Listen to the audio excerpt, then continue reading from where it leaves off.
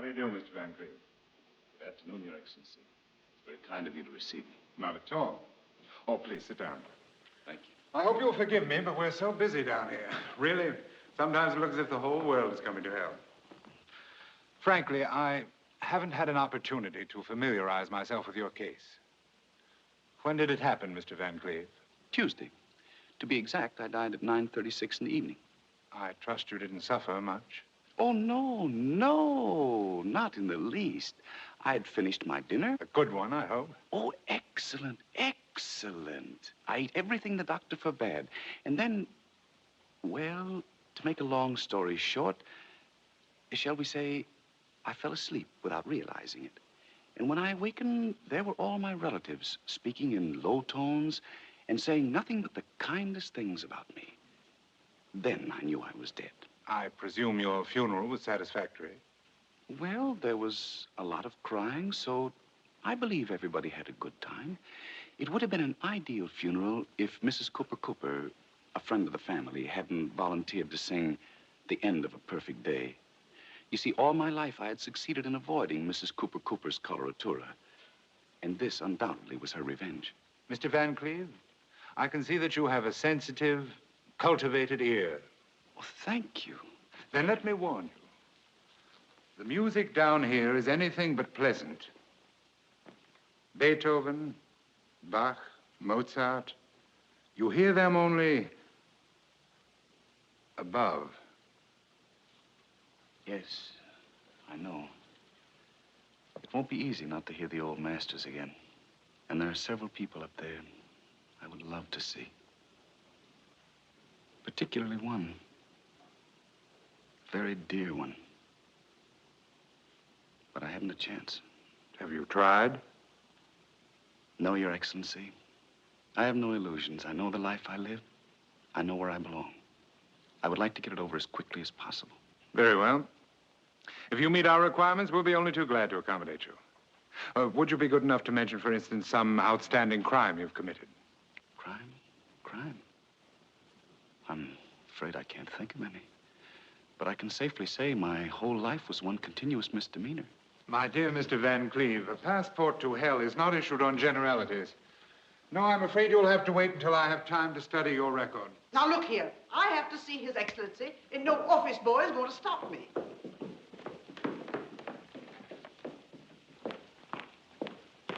I beg your pardon, Your Excellency. Just a moment. I'm Edna Craig. Oh, yes, I have your record here. You'll be taken care of in just a moment. Really, I don't want to seem rude, but I don't think I belong here. In just Please don't a moment, misunderstand me. I think it's a charming place, isn't it?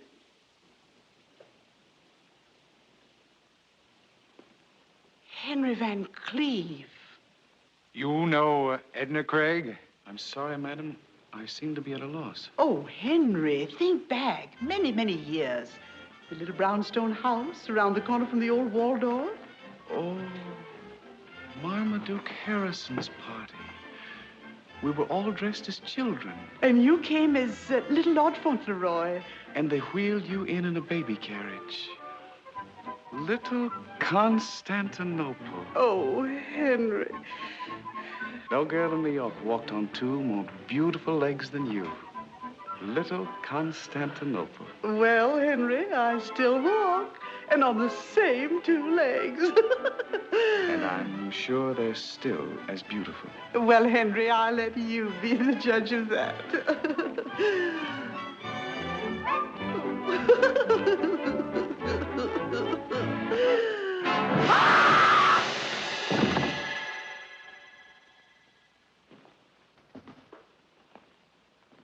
Those things are better left to memory.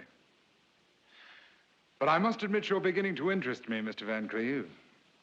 I think I can spare the time to listen to your story. Thank you, Your Excellency. Please sit down.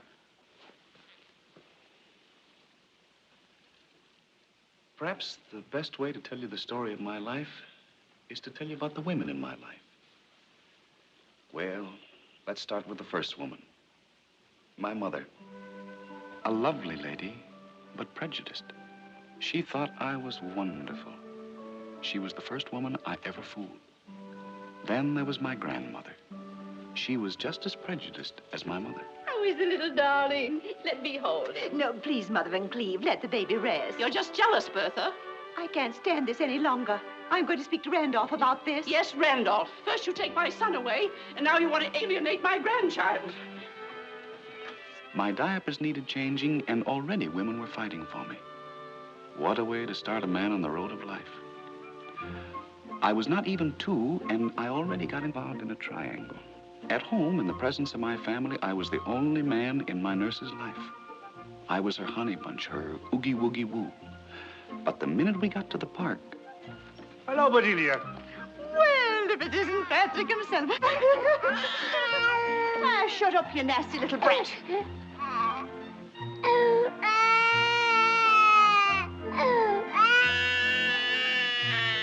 No wonder I became a cynic. My next lesson came from little Mary. Hello, Mary. Don't speak to me, Henry Van Cleve. You're a bad boy, and my mother says I shouldn't talk to bad boys. I bet you I don't know what I've got in this box. And I'm not interested, Henry Van Cleve. Then I won't tell you it's a beetle. A beetle? Do you like it? Oh, who doesn't like beetles? It's yours. Thank you. Oh, thank you, Henry. I wonder if I should take it. Well, if you don't want it. Oh, I didn't mean it that way. I was just wondering. Don't worry. I've got another one. Another beetle? Uh-huh. Oh, it's beautiful. It looks rather lonely, though. You know what I think? I think it wants to be together with mine. You mean you want this one, too? Henry Van Cleve, do you think I'm the kind of girl that would take a boy's last beetle? Oh, that's all right. You can have it. Thank you, Henry. Now, if you want to, you can walk with me to the corner. From that moment on, one thing was clear to me. If you want to win a girl, you have to have lots of beetles.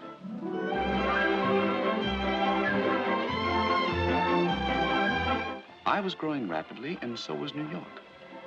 Yes, New York was becoming cosmopolitan, and no household was considered fashionable without a French maid. So one day, a Fifth Avenue coach stopped in front of our house, and out of the coach and into my life came Mademoiselle.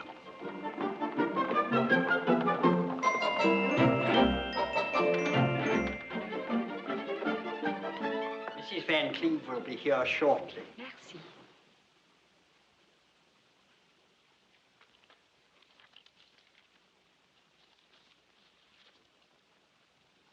That's Mr. Van Cleve. Oh, monsieur, charmant, charmant. This is Mr. Van Cleve's father. He lives here, too. Oh, grandpapa, sweet, very sweet. And who is this darling little boy? That's the young master. He's not so darling. Bad boy? Not good. Good morning. Bonjour, madame. How do you do, mademoiselle? Your name is, Yvette Blanchard. Yvette Blanchard. Oui. The agency tells me that you've just arrived from France. Oui. And are seeking employment in this country. Oui, madame. You have references? Oui, madame. May I see them, please? Naturellement. Voila. Thank you. Oh, they're in French. Oui, madame. But believe me, toutes les références excellentes. Here, my last employer, Baroness Lalotte, wishes me to be such grand success in America that I shall never have desire to return to France. Oh, the French have such a continental way of expressing their gratitude. And here, référence from the Duc de Polignac. He considers the 2 years I spent in his house the 2 most happy years of his life. Oh, it sounds just like a duke. What about your wages? Maybe in beginning, $20 a month would give satisfaction. $20 a month? You see, I've never gone higher than $14 a month for a personal maid. If I could only justify the difference. Let me see. Oh, Mother. Come here, dear. Mademoiselle, this is my little boy. Bonjour, mon petit. Hello. He studies French. Oh, mademoiselle, you must ask him something in French, but not too difficult. Oui. Avez-vous bien travaillé aujourd'hui, mon chéri? Huh? That's what I was afraid of. Now, be a nice boy and go. I have an idea that I want to discuss with mademoiselle.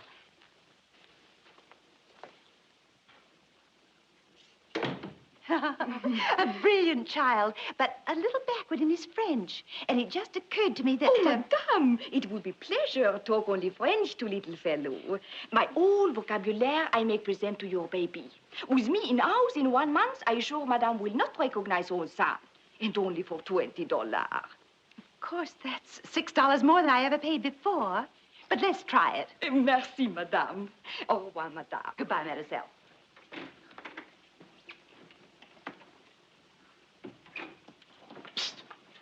Hey.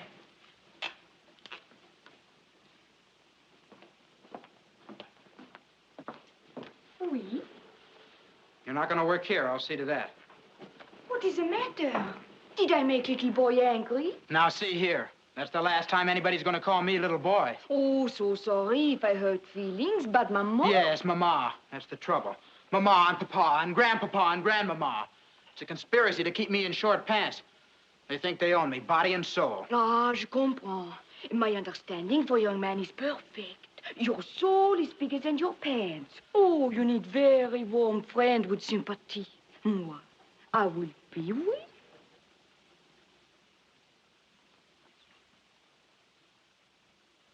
I bet you couldn't guess in a million years what I have in my pocket. No, I do not know, but I'm sure it is something very bad, oui? Here. Oh, you smoke big black cigar? Sure, I'm going to smoke it. Any day now. Now we have very bad secret together, oui? That's nothing. I can tell you things that would rock Fifth Avenue to its foundations. Oh?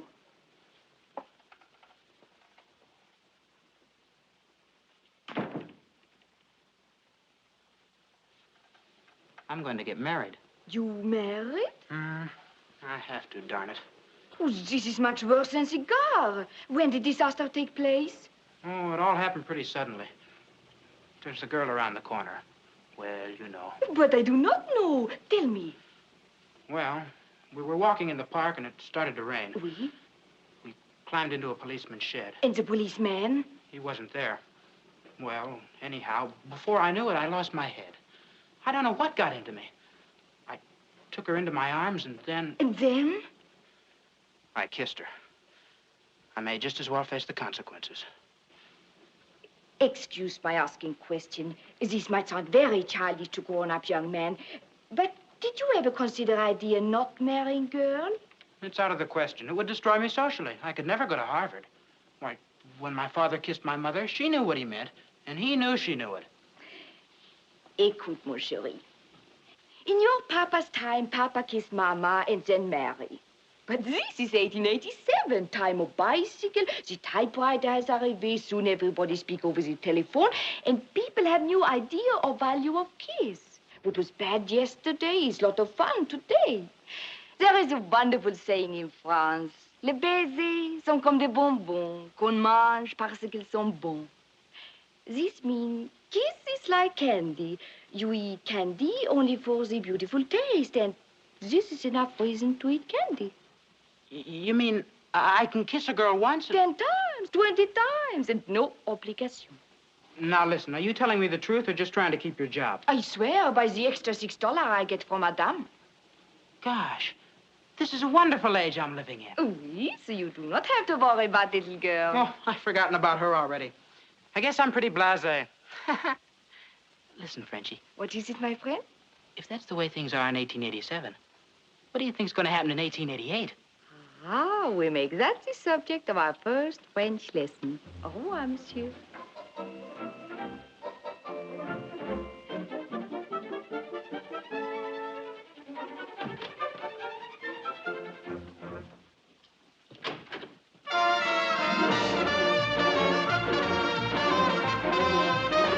Mother?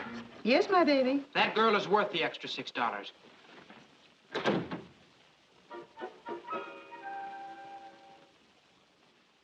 The pride of all the Van Cleves was my cousin Albert.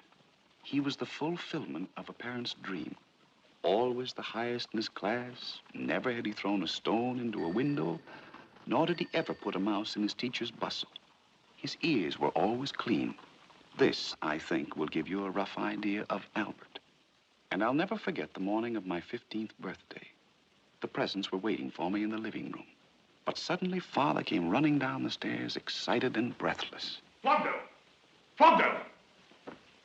Yes, Mr. Van Cleve. Tell Robinson to go immediately and get Dr. McIntosh. Tell him our little Henry is ill. Yes, sir. Oh, my poor baby.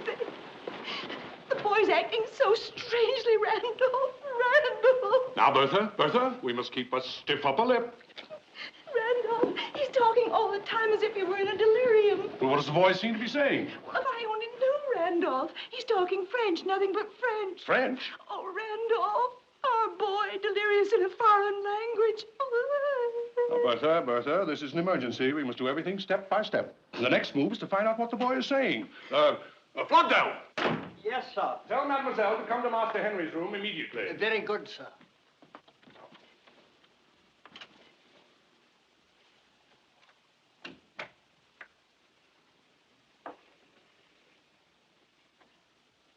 If only Grandpa would let me rub just a bit of garlic on his little chest. Stay away from that boy with your garlic. The boy's sick enough.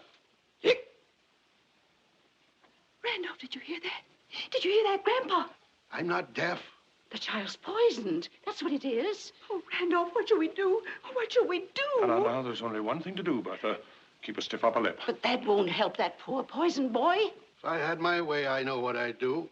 A big glass of cold water right in that boy's face, and I think he'd start talking English. You go, you barbarian. Please. You give him pneumonia. Please, you mustn't do that. Oh, Mademoiselle. Did Madame send for me? Yes, Mademoiselle. Our little Henry. He's sick? Yes, Mademoiselle. Oh, excuse, Madame, I'll be right back.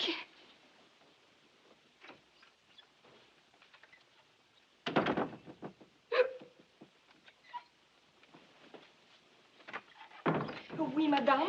Mademoiselle, he's asking for something in French. You must help us find out what he wants. Oui, Madame. Look, he's smiling. He's far, far away. Why, he seems to be in another world. He's looking at Mademoiselle. I wonder what he sees. Yes, I wonder. Oh, je suis si malade. Mon estomac me fait si mal. Is he clear? Does it make any sense? Oh, his French is absolutely perfect. Such beautiful grammar. Mademoiselle, at the moment, we're not concerned with the young man's linguistic accomplishments. Randolph, don't be I'm harsh. sorry if I seem to have lost my temper, but the occasion is a trying one. If you could only tell us what the child is saying, it might help us to meet the situation.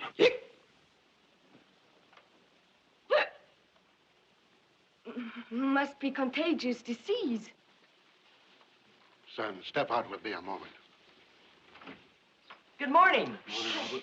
What's going on?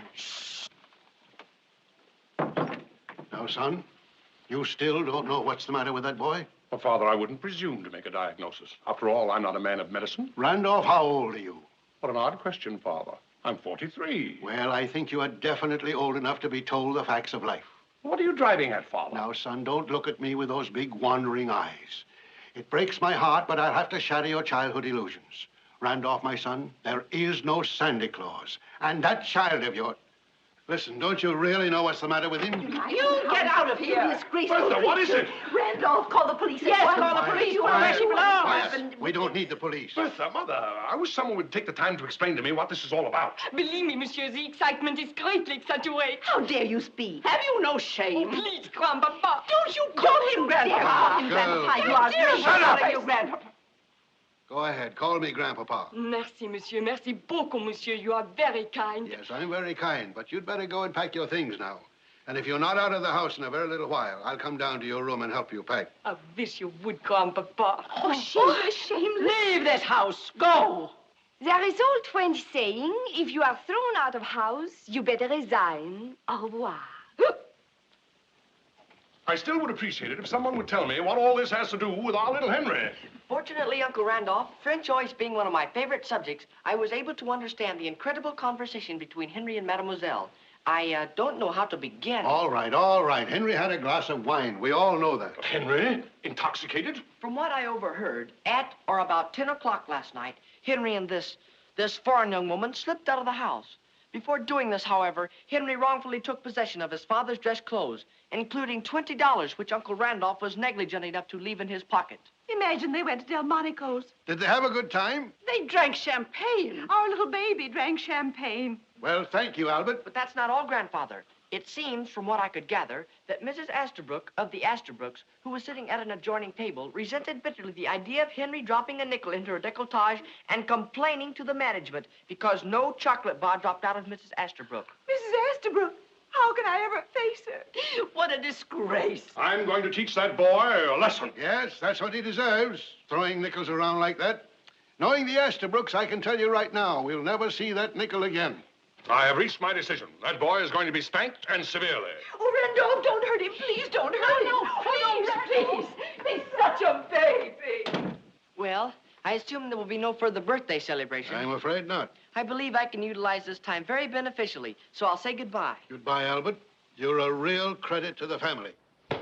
Thank you, Grandfather.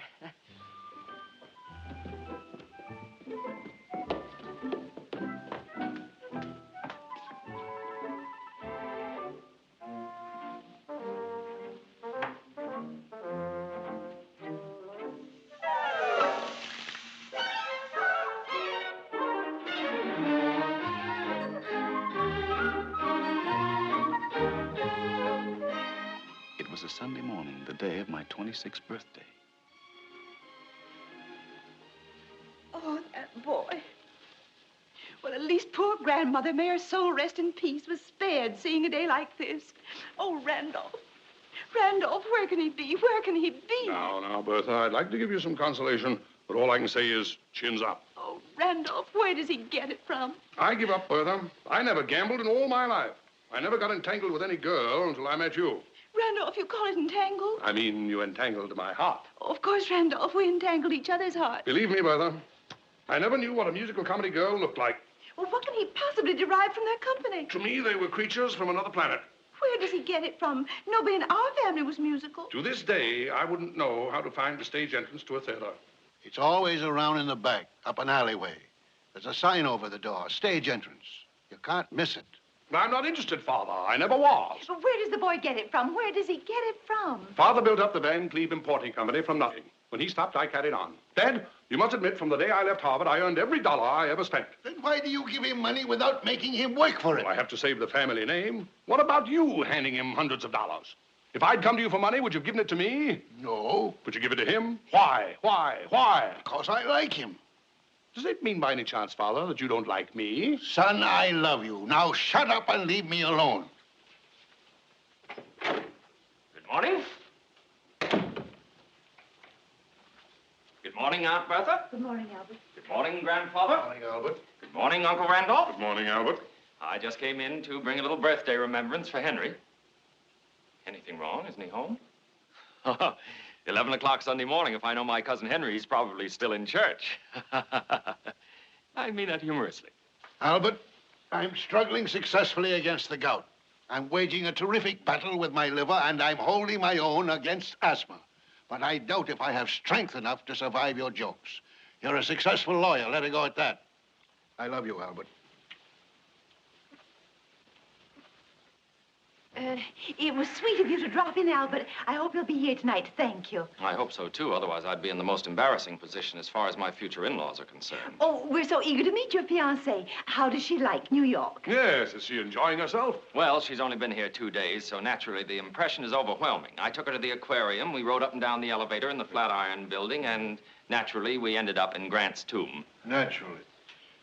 And her parents? Oh, yes. How does the big Kansas City butcher like New York? Now, Father, please. I assume that you're referring to my future father-in-law, who happens to be one of the great meat packers of our time. Yes, Father Van Cleve. Don't you realize that every piece of beef we eat comes from one of Mr. Strabel's many, many plants? Does that include the steak I fought 10 rounds with last night? Grandfather, you don't seem to have any idea of the importance of Mr. Strabel. He created the most famous character in American advertising, Mabel the cow. You've seen her, Father, on billboards. That big, happy cow smiling at you over the fence and saying in big letters, how does it go? To the world, my name is Mabel, which you'll find on every label. I am packed by E.F. Strabel for the pleasure of your table. No cow in its right mind could have said anything like that. Sounds more like Mr. Strabel. Grandfather, please, I beg of you. The family understands your humor, but it's a typical kind of New York humor. In other words, it's not for yokels, huh? I beg your pardon, sir. Mr. Henry just came home. He went directly upstairs.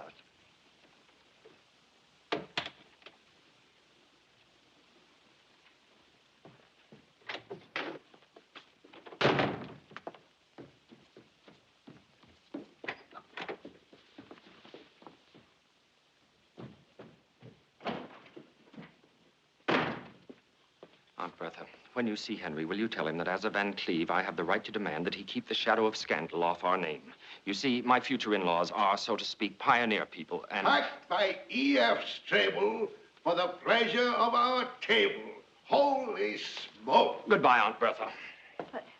Goodbye, Albert.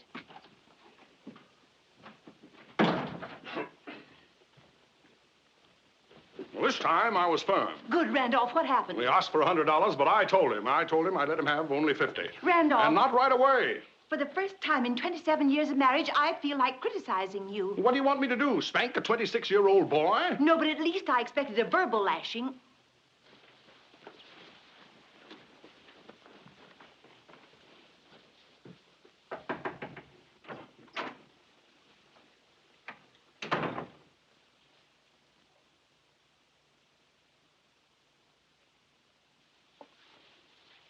Are you all right, my boy?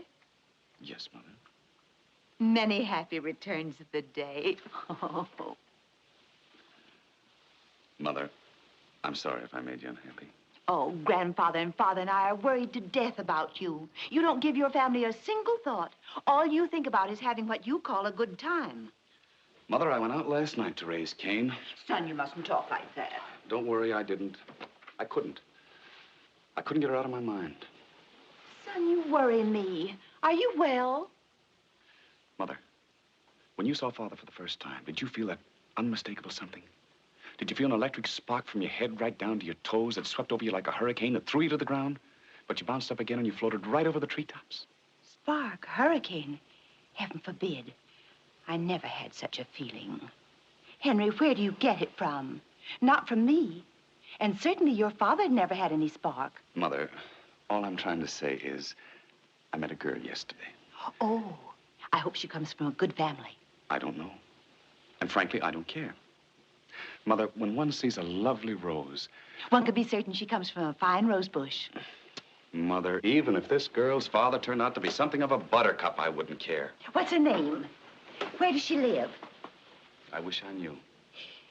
She isn't one of those musical comedy girls. Oh, no, Mother. It's an entirely different kind of music. It's not the hoochie-coochie. It's not the can-can. It's like a waltz by Strauss. Like a minuet by Mozart. Henry, where do you get it from? From you, Mother. Now you must be just. When I was a little boy, you wanted me to believe in fairy tales. And now that one has really happened, you remember that story about the young man, I think he was a shepherd, who was walking in the woods? Oh, you've been in the country. No, Mother. It happened right on Broadway. Suddenly, the young man saw a big castle, and leaning out of the window was the most beautiful princess. Nothing could stop him. He climbed up the parapet of the castle. Henry, you haven't broken into the Waldorf again. Mother, darling, let's forget the fairy tale. Well, it's about time you grew up. I came here to scold you, and I'm going to do it. Now, look at your cousin Albert. Not much older than you are, and already a corporation lawyer, engaged to a lovely girl of a well-known family. Henry, now this may sound severe, but you've got to pull yourself together and settle down. Mother, I don't think I'll ever find this girl, but if I did, then all your troubles would be over. If she didn't want me to gamble, I wouldn't look at another card. I'd stay home every night. Mother, I might even go to work. Henry, that's wonderful. I don't know about the girl, but the fact that you have the desire to settle down makes me so happy. For the first time, you're beginning to sound like your father. Mother, I don't know where this girl is, so don't expect too much. Oh, now listen to your mother. Don't worry about that girl. Another girl will come along. I'll look for one myself. How's that? Fine, Mother. And when I find a girl for you, she'll be Miss Wright. And do you know where we'll find her? In the home of Mr. and Mrs. Wright. Oh, Henry, you're making me so happy. Mother, I was riding around for hours and hours trying to forget this girl. Oh, child, don't worry. Well, it was very expensive. The cab is still waiting out in front. And the driver was so nice to me that I promised him... I know. Your heart's always bigger than your father's pocketbook. Look under your pillow. I put something there last night.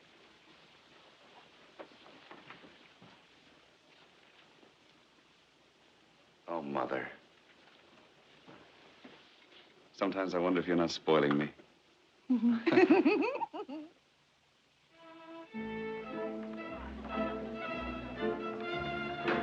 Here, dear. Well, Thank you. This is a great occasion. You must be proud of your Albert. Yes, I think we have a pretty good son. And I hear the Strable family are... We couldn't ask anything better for our Albert. Oh, wonderful. Mr. and Mrs. Strable and Miss Strable.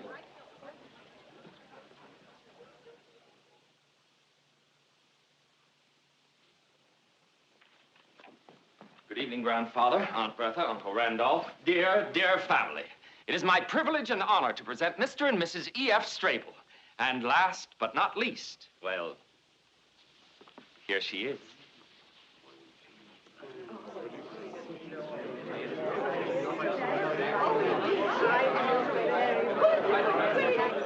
How do you do, madam? How do you do? I can't tell you how much I've been looking forward to the pleasure of meeting you. All my life, I wanted to see the wide open spaces.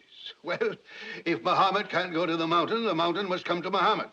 You're welcome, Mrs. Strable. Yes, we're pretty proud of Kansas. Naturally. And you, Mr. Strable, welcome to our family. Mr. Van Cleve, we people from the West don't talk much, but when we say something, we mean it. Thank you. Thank you for giving me the chance to meet the man who feeds the nation. I hope this will be the beginning of a lifelong friendship.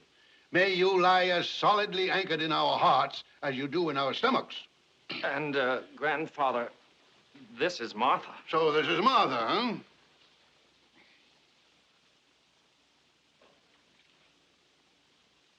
Well, Martha. Yes, Mr. Van Cleve?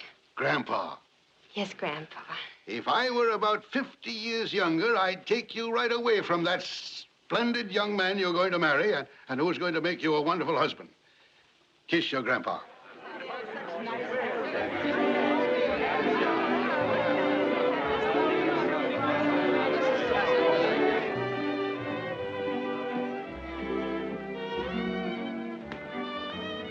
Well, I see the mob is assembled. Yes, sir. Flogdo, is that? That's Mr. Strable. And that spreading chestnut tree under which Grandfather is standing? That's Mrs. Strable. And where's the lucky girl? Standing beside your Aunt Minetta with her back to us. She's just turning round.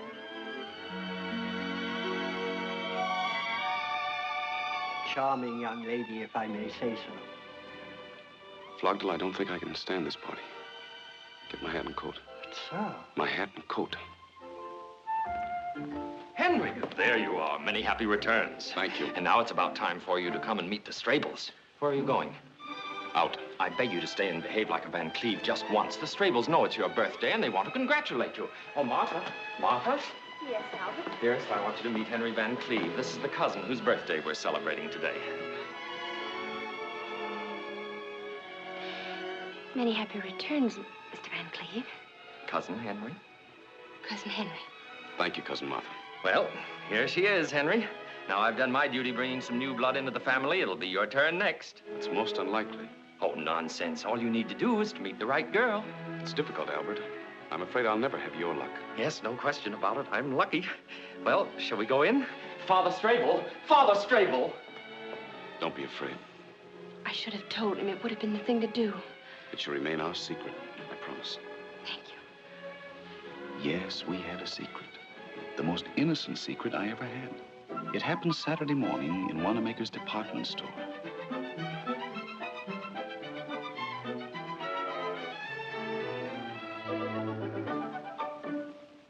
Hello, Mother. I'm at the hairdresser's. They're still doing my hair. Yes? Oh, yes. Just a moment, and I'll ask them how long it'll be.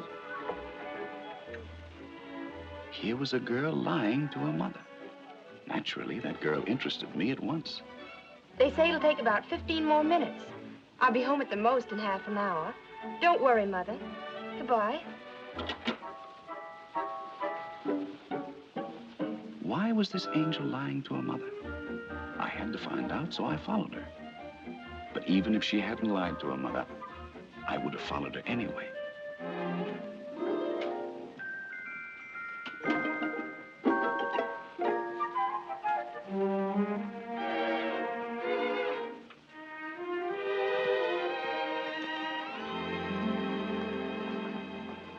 May I help you, miss? Thank you. I would like to see you. Are there no women clerks? Unfortunately not. But it might make you feel a little easier if I tell you that I'm the one usually chosen by the management to handle the more delicate situations. As a matter of fact, they call me the bookworm's little mother. Well, it's, maybe I better come back some other time. Please, miss. My employer is watching, and if he sees me losing a customer, it might cost me my job. Oh, I'm so sorry. Naturally, I wouldn't like to deprive you of your livelihood. Oh, thank you, thank you. Thank you again and again. Well, the title of the book is, Yes? I saw it in the corner of the second window. Between To Have and To Hold and When Knighthood Was in Flower.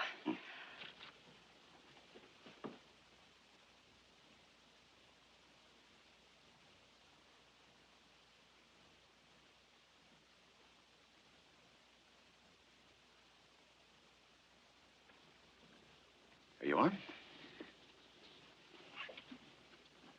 I probably should apologize. I imagine I should have called you madam. No, it's still Miss. But not for long, I presume. That's quite right. How much is the book? Oh, we would be only too glad to charge it if you would be kind enough to give me your name and address. Thank you, but I'd rather pay. How much? It's very expensive. Oh, that's all right. Now, this is against the interests of Mr. Brentano. But since I am, so to speak, your literary confessor, I must be honest with you. Don't buy this book. You don't need it. I'll tell you something much more appropriate for you. Leave your nest and fly away with me. Well, I might buy that book, too. Well, we don't have it in stock right now, but I'd love to discuss the idea with you. And if you like it... I'm afraid I haven't much time. So please, will you tell me how much is How to Make Your Husband Happy? Look at her. Dr. Blossom Franklin. Now, where could a woman like that have found out how to make her husband happy? You certainly don't want to learn anything from her. You're so charming, so young, and so beautiful. I beg your pardon. You shouldn't say such things. You see, miss, when selling literature, one gets poetic. And you must forgive me if I take poetic license once in a while. I'd rather not discuss it any further, and if you don't mind, I'd like to buy this book. I do mind. Now, imagine I'm the man you're going to marry. I couldn't imagine any such thing. Well, what's the matter with me? You think I'm that terrible? Please, I just came in here to buy a book. That's all. I understand. But for the sake of discussion, let's say we are getting married.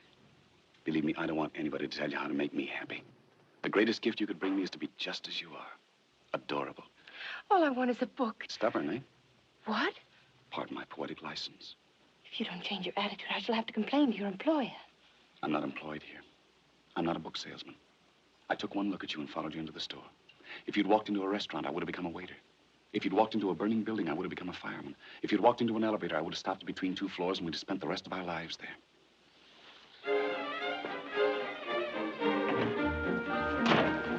Please forgive me, but you can't walk out of my life like that. I think your behavior's outrageous. It's mad. I must insist that you leave me at once. Never, never. Man annoying you, miss? If he is, just say so. I'll take care of him. Am I annoying you? Tell the officer. No, the gentleman was just saying goodbye. Well, goodbye. Goodbye. This was our terrible secret.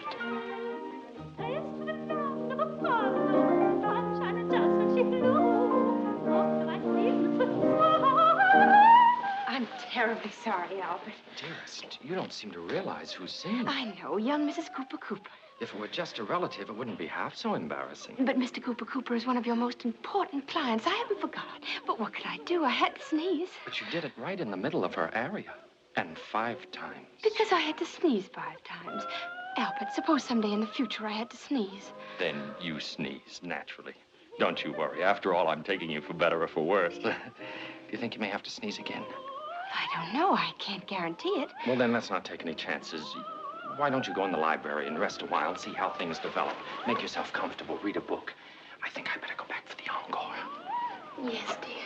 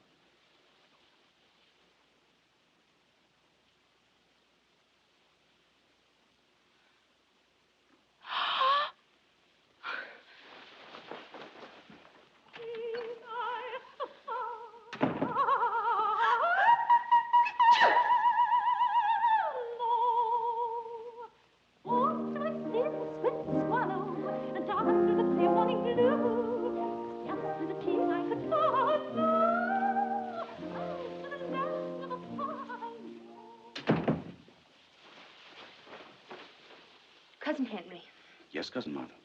you must never do anything like that again. Is that what you came back here to tell me? I think it's outrageous. I hardly know you. Why, even Albert, my own fiancé, never dared to... Kiss you? Of course he kissed me. Why not? After all, we're engaged. But he never kissed me like that. Like what? Hate you. I hate you. I don't even know why I stay in the same room with you. Please forgive me. But can't we be friends? Just friends? Never. Now, look. We're going to be related, aren't we? And we're going to see each other. How can we help it? I suppose we can't. And if we meet in the future, we don't have to talk about personal things, about you and me. Let's talk about something neutral. For instance, Albert. Why not? By the way, do you love Albert? I'm marrying him, am I not? Are you? Yes, I am. No, you're not. You can't. You haven't got the book. What book? How to Make Your Husband Happy? Well, it might interest you to know that I went back and bought it. Does it tell you how to make a man happy whom you don't love? Now, look here, Cousin Henry. Albert's a fine man. Yes, he is. He's good, and he has integrity. And he's full of high ideals. Do you love him? Well, I'm going to make him a very fine wife. At least I'm going to try my best. There'll never be a moment in his whole life when he'll ever regret having married me. And if you ask me one more question, I'm going to leave this room and I'll never come back again. Never!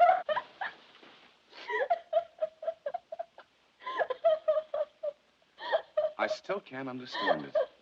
An angel like you and Albert, it doesn't make sense. Why do you want to marry him? Well, you see, I always wanted to live in New York. I don't want to say anything against Kansas, but life on my father's estate. Don't misunderstand me. We have all the modern conveniences and luxuries, but... Oh, and you don't know Father and Mother. Well, I've only just met them. Don't you think they're sweet? Well, yes, very sweet. Yes, they are. But it's not very easy to live with them. You see, most of the time, they don't talk to one another. And whenever a young man... And there were some very nice ones. Oh, I'm sure of it.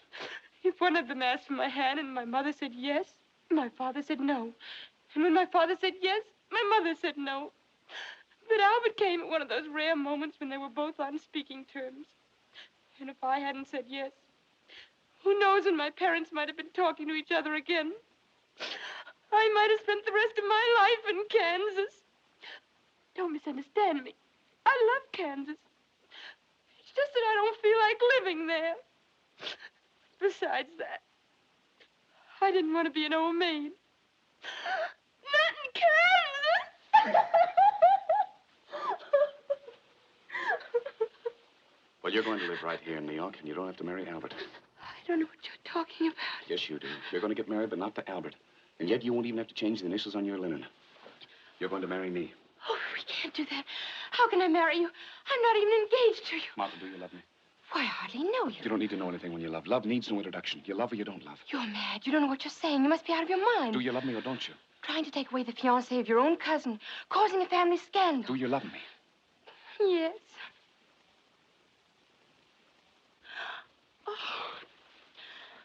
Oh, why did you ever come into my life? To make you happy. To hold you in my arms forever.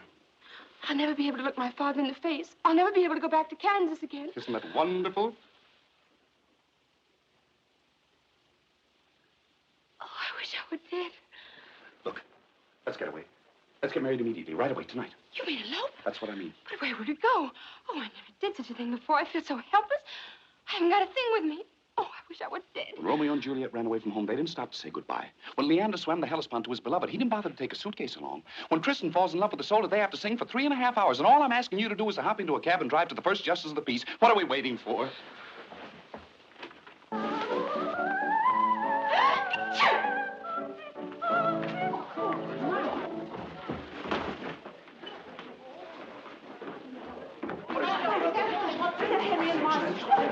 Where did she go?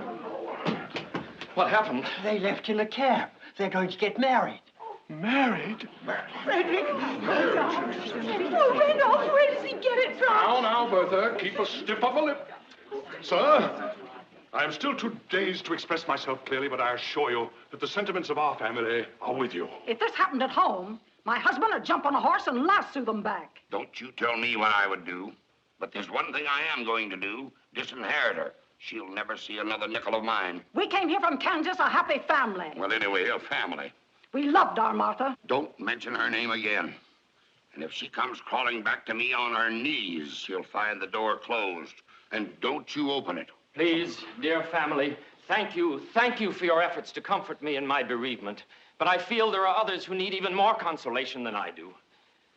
Uncle Randolph and Aunt Bertha, you will have to forget as the years pass by that you are the parents of the guilty party. And you, Mr. and Mrs. Strable, well, there's very little I can say to sustain you. And to you, Mrs. Cooper, I offer our deepest apology for the unfortunate interruption of your beautiful aria. I would like to go on, but straight is too much.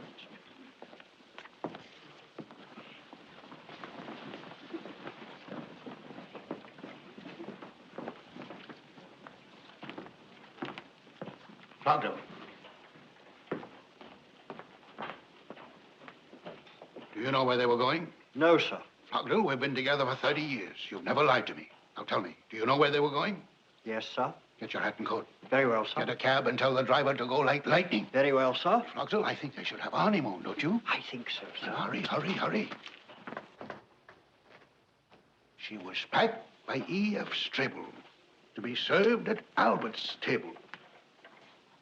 But that Henry changed the label. That's poetry. In the next 10 years, old houses were torn down. New houses rose taller and taller. New York was changing all over. But our marriage had lasted just like our two-story gray stone house.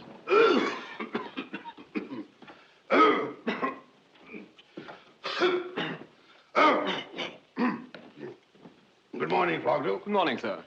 Oh, you're a new man, aren't you? Yes, sir. How long have you been here? I should say about a year, sir. Oh, yes. Shh,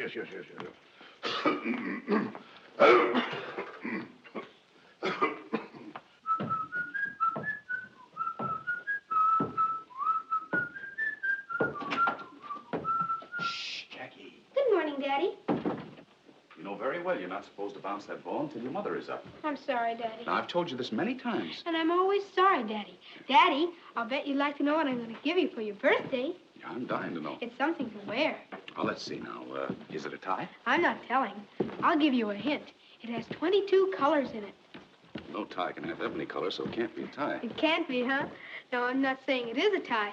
But if it were a tie, there wouldn't be another one like it in the world. Well, I can believe that, Jackie. Daddy, how old are you going to be? 36? That's pretty old, isn't it? Well, I never thought about it, but I guess it is. Daddy, when you were as old as me, what kind of a kid were you? Well, I was very obedient. When my parents told me to go to bed, I went without arguing. I did my schoolwork, brushed my teeth every morning. Gee, Daddy, I guess you were a wonderful boy. Well, I suppose I was.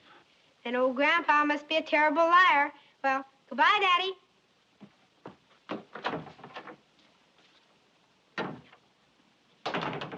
Where does he get it from? Good morning, Grandfather. How you feeling? That's fine. Morning, Mother. Good morning, Henry. Mother, I want you to look at this. Do you think Martha will like it? Oh, it's beautiful. After 10 years of me, she's entitled to it. Yes, 10 years next Tuesday, and you'll be 36. Mm-hmm. Oh, if your dear father could be here and share this happiness with us. I always thank heaven that he lived long enough to see you settle down, become a fine husband, good father, and a wonderful son. Well, it's all Martha, and only Martha. You know, Mother, I'm the luckiest man in the world. Yes, she's a fine wife, and she has a good influence on you. She's pretty lucky herself. Yes. Don't be a mother-in-law.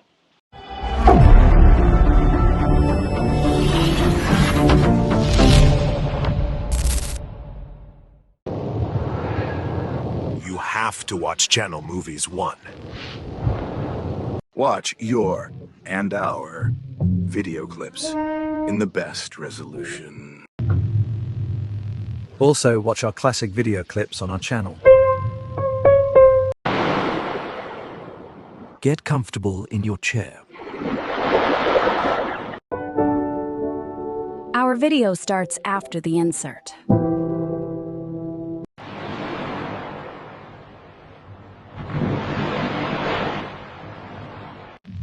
We will be the best channel because we have the best picture.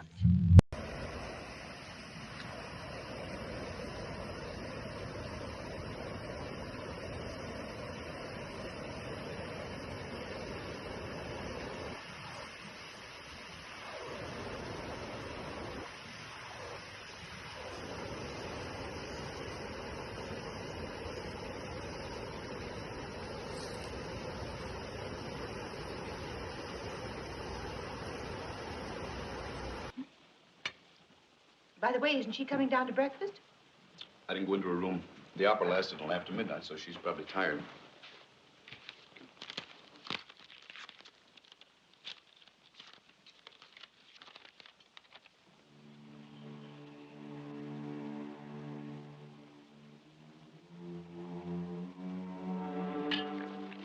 Anything serious? No, nothing. Excuse me. I'll be right back.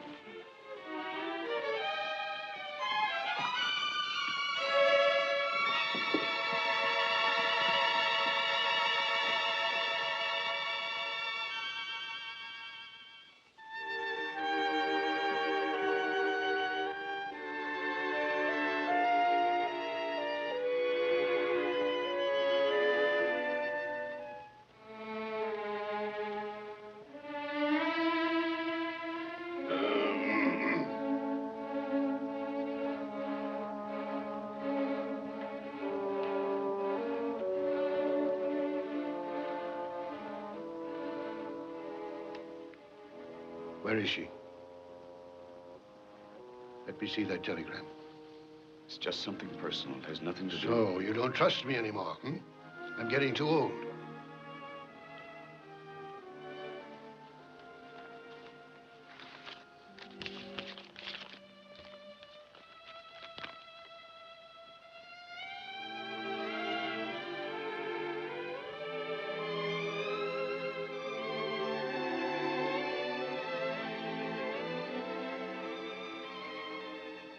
Henry? You mean we've lost Martha? It's impossible. It's incredible. It just doesn't make sense. Martha leaving me. What'd you do? What happened? I don't know how I can go on living without her. Grandpa, I love Martha. I love her more than anything in the world. I didn't ask you that. I asked you what happened. I don't know. I always thought she was very happy with me. I don't know what she's heard.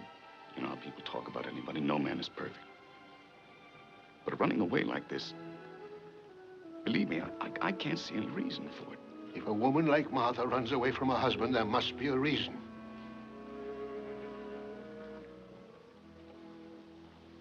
Now, look here, Henry. You were the only Van Cleve I ever really cared about. I loved you. You were like me, at least I thought so. You were all the things I wanted to be. You did all the things I wanted to do and didn't.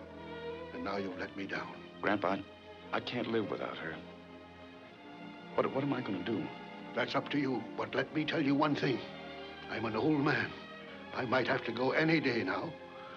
And if you can't make Martha forgive you, I'll be waiting up there right in the entrance. And if you ever dare to climb up that ladder, I'll hit you on the head with a baseball bat.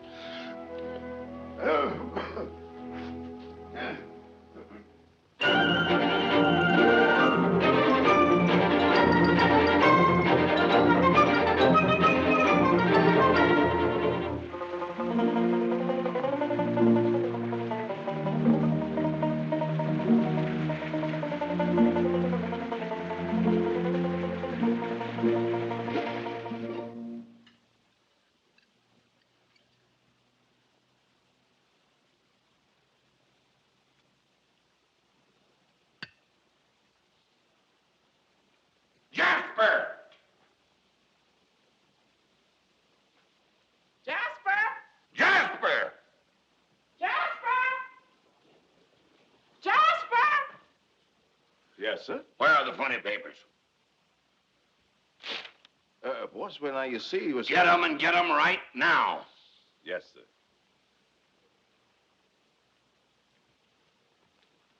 Good morning, Mrs. Stable. Good morning, Jasper. This terrible bad weather we're having today. You know, when I see it pouring like this, I often wonder where does it all come from? You tell Mr. Strable he'll get the funny papers when I'm through. And not 1 second sooner. Yes, ma'am, I certainly will. Excuse me, ma'am.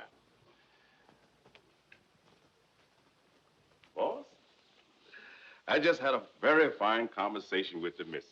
And she says if you just be good enough now to give the matter a little patience, as soon as she finishes the Katzenjammer kiss, I think I came down especially early this morning to find out if the captain got out of the barrel. This goes on every Sunday, and I'm not going to stand it anymore. Jasper! Excuse me, Mr. Strable. Yes, sir? You can tell Mr. Strable the captain got out of the barrel. Boss! Boss! Got good news for you. The captain is out. Ain't that fine? Now you can have a few more cakes. No, just a couple. I can't see how he could get out of that barrel. Why, that barrel had wooden slats nailed down on the top and the bottom, and there were steel bands all around it, and they left it in the middle of the desert. Now, how could he ever get out of it? You eat your cakes while they're nice and hot. In the meantime, I'll see what I can find out.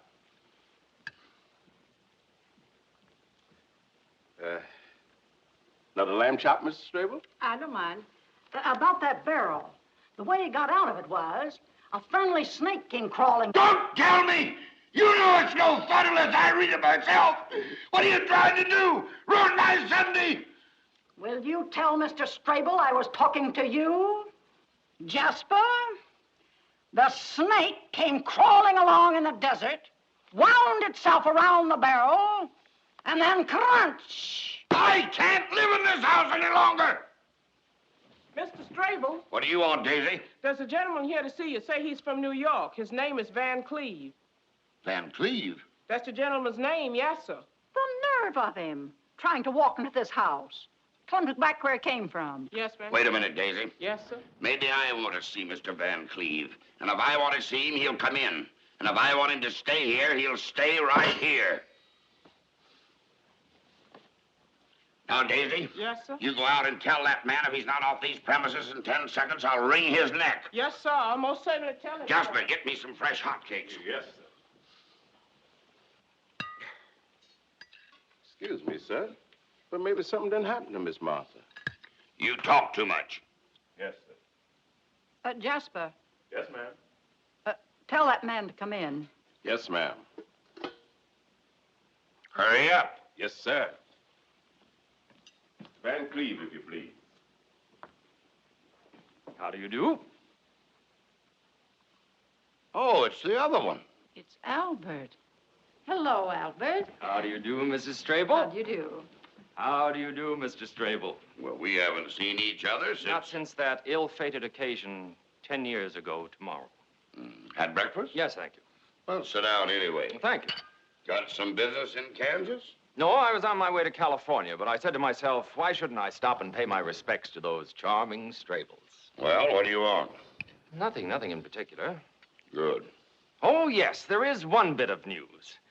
I'll bet you can't guess whom I met accidentally on the train. Probably not. How's business in New York? Very good. Well, I don't want to keep you in suspense any longer. I met your own daughter, Martha. Don't mention her name in this house. We don't want to hear anything more about her. My dear friends, speaking as a jurist, may I say that even in our penal code, we have wisely provided a system of parole. And I have excellent reason to believe that the party, whose name I naturally will not mention in this house, has amply paid for her mistake. Good. And I am sure there is nothing she'd like better than to come back to the paternal nest. So she wants to leave him, and now she remembers us. Not a chance, Albert. That's final. Well, she's waiting in a carriage in front of this very house. Oh. Martha?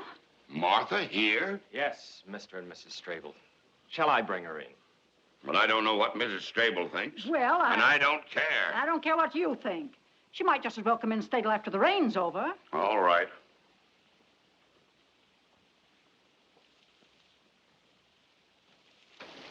Oh, Martha! Martha!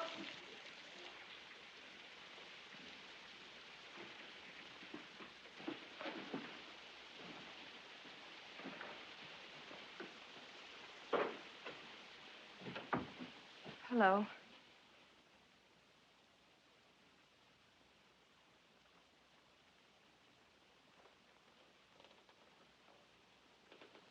Hello, Father. Hello. Hello, Mother. Hello, Martha. Welcome home, Miss Martha. Thank you, Jasper. We all missed you. Get out of here. You talk too much. Well, I assume there are things between daughter and parents that are better left to the daughter and to the parents, if you'll excuse me. Well, I suppose it was a pretty muddy ride from the station in all that rain. Yes, I suppose it was. Do you want some breakfast? Sunday morning, we got wheat cakes. Thank you, Father, but I'm not hungry. Well, the place hasn't changed much, has it? No, it looks exactly the same. Maybe now you'll appreciate your home. It took you 10 years to find out that we were right. If you'd listened to your mother... And your father, things might have been different. I think I'd better be going. Oh, you're getting touchy, huh? Well, if anyone has a right to be angry, it's us. But we're willing to let bygones be bygone. After all, we're not made of stone. If a daughter comes home and is sorry... I'm not sorry, and I don't want your forgiveness. Then what did you come home for? I came here because I felt I wanted to see you. If you expect me to get down on my knees... Now, forget it. After all, you were young, and it probably was all the fault of that... Please, Father. I don't want to hear a single unpleasant word about the last 10 years, or I'll have to go.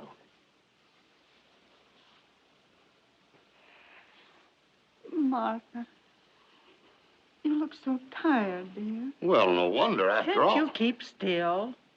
It's all dead and buried, and let's forget it. Come on, let's go upstairs. You're going to have a nice hot bath, and then you're going to lie down and rest. Now, how's that, huh?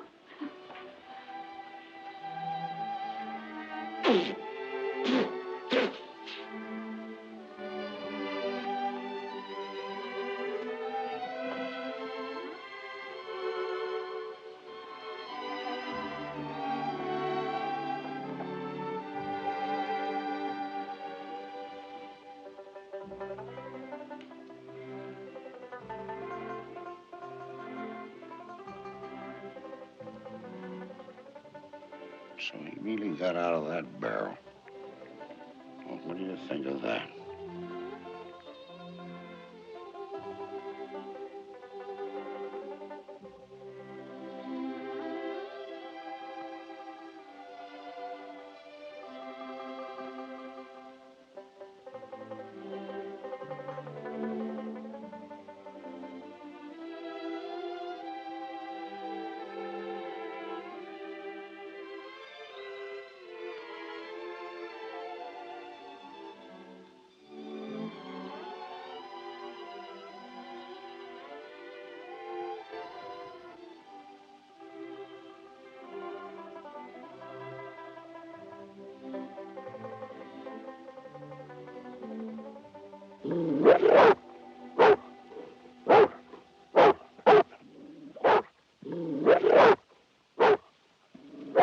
Jasper! Jasper, what's all that noise about? Just had a talk with Mr. Chuck. He said somebody said they saw a couple prowlers on the grounds. Maybe some of them horse thieves. Well, tell Chuck to keep after them. Yes, sir. If necessary, shoot them. Yes, sir. Excuse me, Father, but if you don't mind, I think I'll go upstairs. I'm getting pretty tired. Good night. Good night, Martha. Good night, Mother. Good night, dear. Remember, breakfast is 7:30. Yes, Mother. Good night, Albert. Good night, Martha.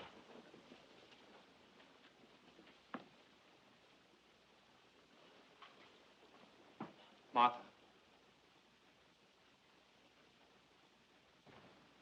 Well, Martha, I want you to have a restful night. And why not? Your troubles are actually over. I suppose you're right. I know I am. You paid for your mistakes and paid dearly. Now, Albert, I don't want anybody to get the impression that I've been the victim of 10 years of misery. Nothing of the kind. On the contrary, I can say there were moments in my marriage which few women have been lucky enough to have experienced. There were times when you were lifted way up to the sky. Yes, way up. Only to be dropped way down afterward. That's not the purpose of marriage. Marriage isn't a series of thrills. Marriage is a peaceful, well-balanced adjustment of two right-thinking people. I'm afraid that's only too true. Well, good night, Albert. Martha, there's one other thought I want you to sleep with. My feelings for you have remained unchanged. That's very kind of you, Albert, and I'm touched. Naturally, I'm not the flashy type like some people. I'd say I was rather on the conservative side. If I were, for instance, a suit of clothes, you wouldn't call me a stylish cut, and I prefer it that way. But I can safely say I'm made of solid material. I'm sewed together carefully, and my lining is good, Martha. Frankly, I believe I wear well. I'm not too hot in the summer, and I give protection in the winter. Need I say more? No, Albert. You've given a complete and accurate description of yourself. Good night. Thank you, Martha.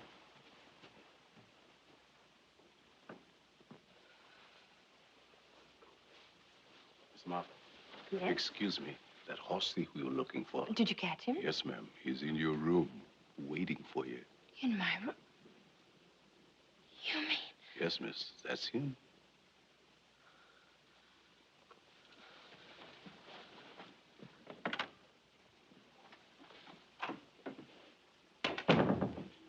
Martha, darling, sweetheart. How could you do a thing like this to me? Don't you realize what I went through? Oh, Running away Henry. like that without a word. Can't you imagine how I suffered? How could you do this to me? Oh, Martha, Martha. Henry, it won't work anymore. What's Albert doing here? I met him by accident on the train. He was very nice to me and... You expect me to believe that? Here I am looking all over the world for my wife, going insane with despair. And where do I find her? 2,000 miles away in a lonely country place with another man. I don't see how I can stand anymore. Henry, it won't work. Very well. If it comes to the point where a woman doubts her husband's sincerity, there's nothing more to do. Everything is over. Goodbye, Martha. Goodbye, Henry.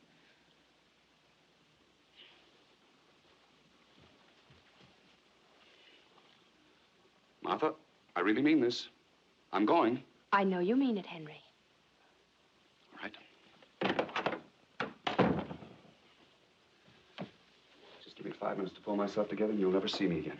Never, never. Oh, Henry, I know your every move. I know your outraged indignation. I know the poor, weeping little boy. I know the misunderstood, strong, silent man. The wounded lion who's too proud to explain what happened in the jungle last night. So I'm fake. I'm false. I'm cheap. Oh, Henry, please. I know I brought you nothing but unhappiness. You know that's not true. Oh, so we had some good times together. Some wonderful times. Well, then what do you want? What did I do? Even a murderer has a right to defend himself. You You can't hang a man without evidence. evidence. I know.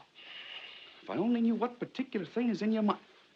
Have you seen that Minetta recently? Yes, of course I've seen Oh, well, now everything is clear. This is something I didn't even want to mention to you. It's so unimportant. When she saw me, yes, I was at the plaza having tea, and at the table with me was a very handsome young woman, but believe me, there was nothing to it. I would have come to you and explained to you myself. But you didn't want to make me uncomfortable, even for 1 second. Yeah, that's right, darling. That's exactly right. Henry, it won't work. And besides, Aunt Minetta didn't say one word about you. And as for the very beautiful young lady at the Darling, plaza... I can easily explain that. Oh, I know you can. You're a master at that.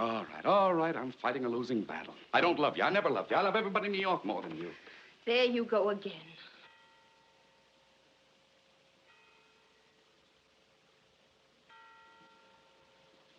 It's the 25th of October. Many happy returns.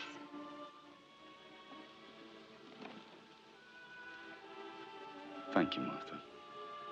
But it's something much more important than my birthday. It's our anniversary. 10 years ago today, I was almost as much in love with you as I am right now. It's very difficult for a woman to send her husband away on their 10th anniversary. Especially when he speaks as beautifully as you do. But I must do it. All right, darling. I know it's all over. I'm sure you'll find someone else who will be really worthy of you. But let's pretend, just for a minute. Happy anniversary.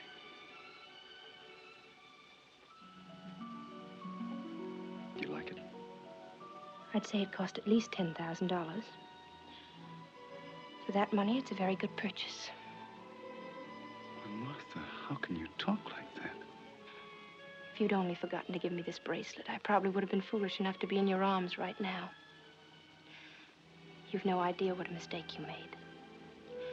The magician played one trick too many. The other day, I was having a new photograph made of Jackie and me. I wanted to have it the right size to fit into your wallet. So I slipped into your room. This fell out of your wallet.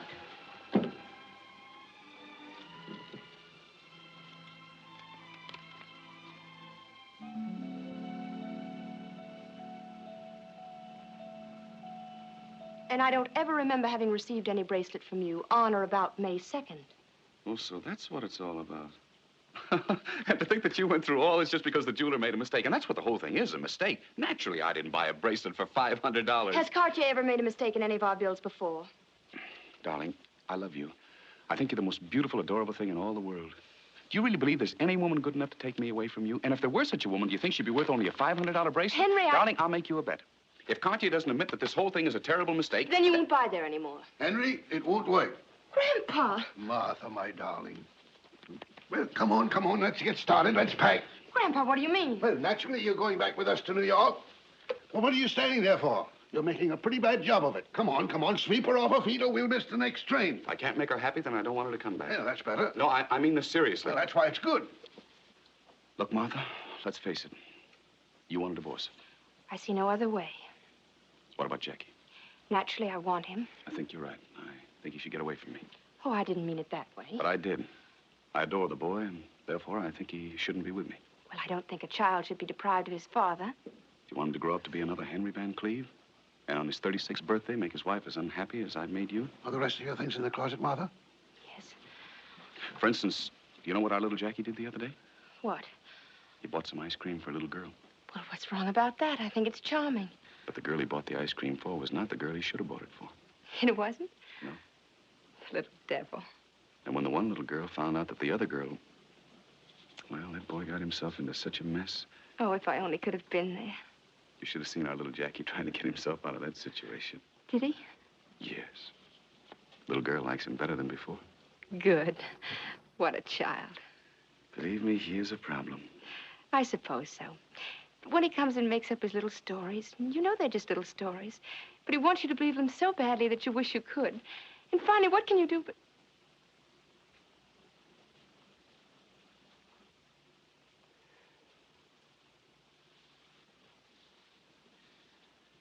Happy anniversary. I'm still too confused. I've got to collect myself.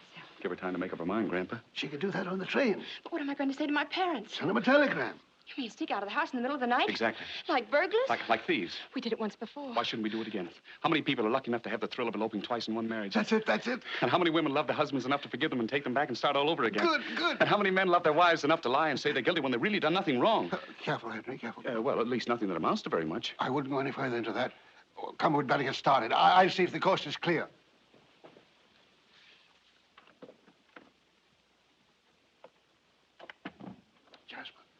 Jasper, everything ready? Yes, sir, right out in front. Jasper, all my life I've wanted to run away with a woman. Jasper, it's happening.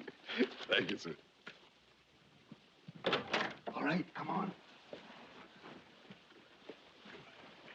Goodbye, Miss Martha. Goodbye.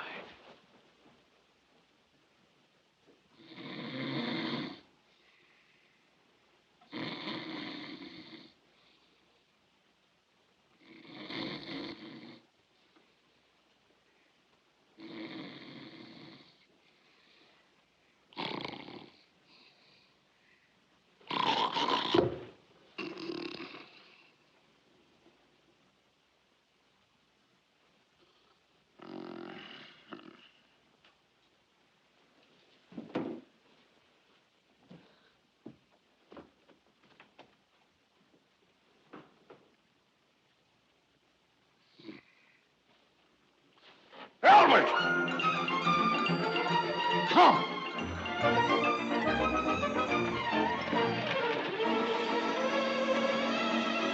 And so farewell, dear E.F. Strable.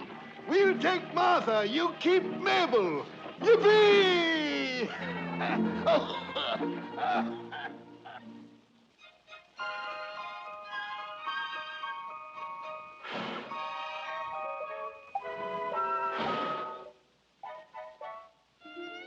one birthday began following another. Faster and faster. Each year there were more and more candles and less.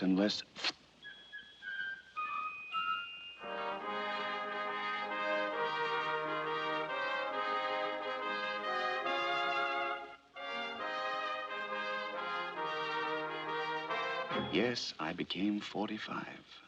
Then came 46, 47, and I stopped counting. On one of these birthdays, Martha and I, just the two of us, went to the Follies. I'm the Sheik of Araby. Yes, indeed, he's the Sheik of Araby. Your love belongs to me. We're in love, as you can see. At night when you're asleep. Late at night when the moon is shining bright. Into your tent I'll creep. Come creeping when we're asleep. The stars that shine above. Way up high in the sky up above. Will light our way to love. We'll light our way to love. You'll rule this land with me. How happy we will always be. The Sheik of Araby. Suddenly, I noticed a very attractive girl coming down the staircase. To me, she was just another attractive girl, but I must admit, attractive. Anyway, a few weeks later, I happened to find out that her name was Peggy Nash, and I happened to hear things about her which made me very eager to meet Miss Nash.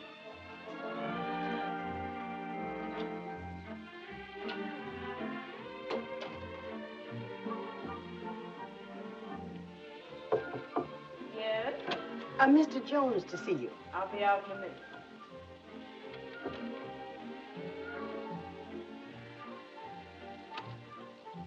Will you come in, please, Mr. Jones? Thank you. Miss Nash will be with you in just a minute. Thank you.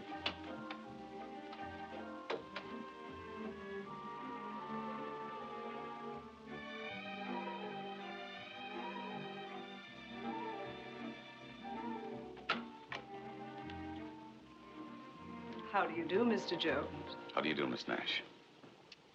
Won't you sit down? Thank you. Thank you so much for those beautiful, beautiful roses. When I saw you the other evening at the Follies coming down that stairway, I said to myself... That's the girl of my dreams? That's right. You see, Miss Nash... Call me Peggy. Well, this is delightful. Hello, Peggy. Hello, Jonesy. Well, Jonesy, let me tell you. That note that came with your flowers... You liked it? Who wouldn't? It was so full of charm. It was so sweet. It had all the quaintness of bygone days. Really? Yes, you know, men don't write that way anymore. Oh, why? There's so few of you left. Miss Nash, to tell you the truth, I didn't exactly come up here to be admired as a museum piece. Now, Jonesy, don't be touchy. Yeah. Anyway, Miss Nash... Peggy? Anyway, Peggy, I'm sure it's a waste of time to talk of the past, when the present can be so lovely that one anticipates a most delightful future. Oh, thank you, Jonesy. What a difference. You know, the moment you meet somebody of today, he says, how about it, babe? Where do we have supper? And the next moment, he pulls out a diamond bracelet. And before you know it, there it is on your wrist. How crude. How crude. Yes, very crude. And let me tell you, a bracelet hastily presented is usually selected hastily, whereas a bracelet chosen with care... Has better stones? The very best. Oh, Jonesy, Jonesy, you make it all sound so wonderful, but how could I explain such a gift to... To whom?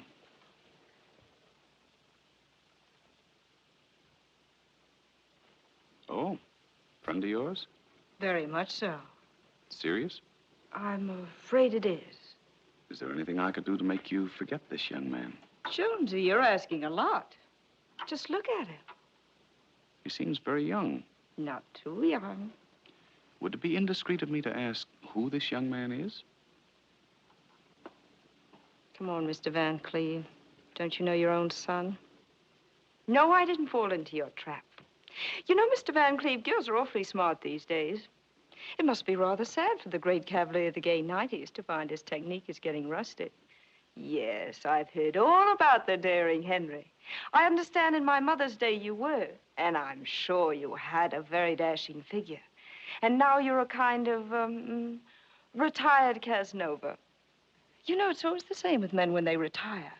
Some grow flowers and, some grow a tummy.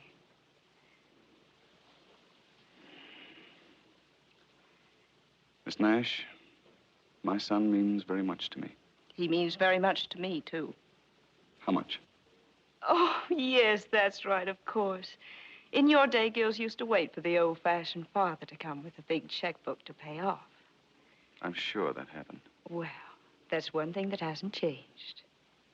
Shall we say 5,000? 5,000? Oh, Jonesy, you underestimate me. I'm much worse than that. To get rid of somebody as terrible as me is worth, well, I'll make you a bargain. $25,000. All right. I'll send you the money. Before lunch? Before lunch. Goodbye, Miss Nash. You've been perfectly charming. And so have you. And you hope never to see me again. I wouldn't say that. Miss Nash, now that our problem has been solved, I would like to ask one slight question. Not that it matters, but I'm just curious, and I would appreciate an honest answer. I give you my word. Suppose you didn't know I was Jack's father, and you happened to see me on the street or in a restaurant. This is just an academic question. How old would you say I am? Well, I'd say about 50. That old? Oh, I'm sorry. I didn't mean to hurt you. Oh, no, that's perfectly all right. Thanks very much. Excuse me, but how old are you? 50.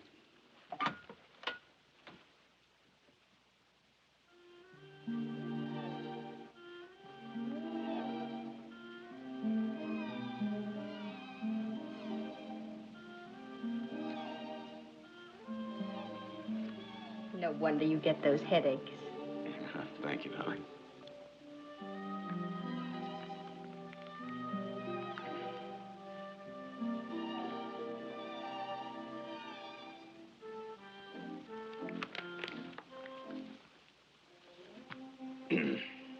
Martha, this is going to be a bit unpleasant. I've tried to keep it from you for some time, but now I think I'd better tell you. I know. You don't love me anymore. Now, darling, don't try to be funny. It's about Jack. Now, will you please stop worrying about Jack? If he wants to stay out late, what of it? If he's ever going to have any fun, now's the time. Don't spoil it. Martha, this is serious. Very, very serious. I just happened to learn the boy got into the clutches of a certain girl. I went to a great deal of trouble, believe me. It wasn't easy. But I managed to find out who the girl was. You mean Peggy Nash?